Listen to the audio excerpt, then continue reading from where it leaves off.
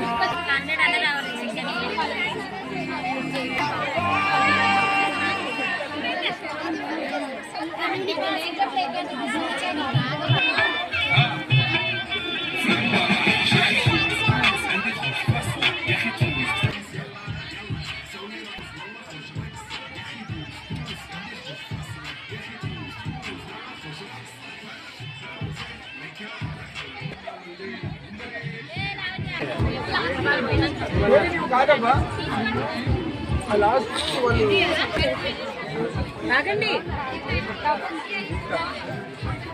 आगंడి कितने मुझे कितने में देते हैं बात नहीं कर रहे 100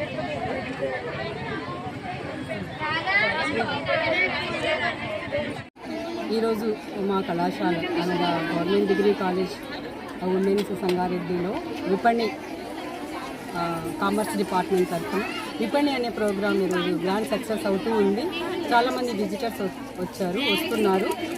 విపణి అంటే డిపార్ట్మెంట్ ఆఫ్ కామర్స్ నిర్వహించే ఒక సంత లాంటిది. ఒక వీకెండ్ సంత ఎలా ఉంటుందో పూర్వకాలం అలాంటిది. మాకు కామర్స్ డిపార్ట్మెంట్ తరఫున చదువు ఒకటే కాదు, గవర్నమెంట్ ఉద్యోగాలు కంపల్సరీ చేయాలని రూల్ ఏం లేదు. ఇంటి దగ్గర నుండే వ్యాపార రంగంలో స్టూడెంట్స్ని ఎంకరేజ్ చేసే ప్రోగ్రామే విపణి.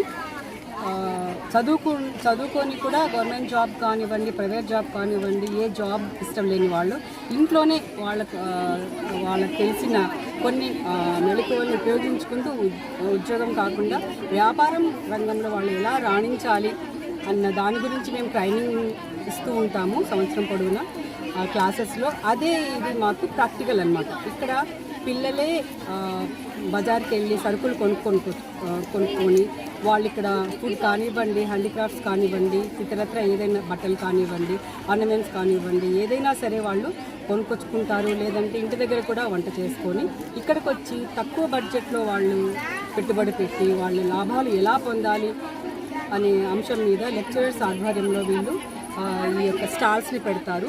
దీని ద్వారా వాళ్ళు ఎంతో వ్యాపార రంగంలో మెలకువలు నేర్చుకుంటారు. అలాగే లాభం సంపాదించుకొని ఈవినింగ్ అయ్యేసరికి వాళ్ళు లెక్కేసి అందులో మంచి స్టాల్కి first prize, second prize, third prize అని మా జడ్జెస్ వచ్చి వీళ్ళని ఫస్ట్, సెకండ్, థర్డ్ ప్రైజెస్ ఇస్తాము. దీనివల్ల వాళ్ళకి స్టూడెంట్స్కి ఎంకరేజ్మెంట్, వ్యాపార రంగంలో ఎంకరేజ్ చేసే విధంగా ఈ కాలేజ్ ఈ కార్యక్రమాన్ని 2014లో చేపట్టింది డిపార్ట్మెంట్ ఆఫ్ కామర్స్ లెక్చరర్స్. విపణి అని బాల పాపమాంబ అనే లెక్చరర్ ద్వారా ఇది స్టార్ట్ చేయండి. అలాగే అలా కాలానుగుణంగా ఈరోజు 14వ సంవత్సరంలో అడుగుతుంది.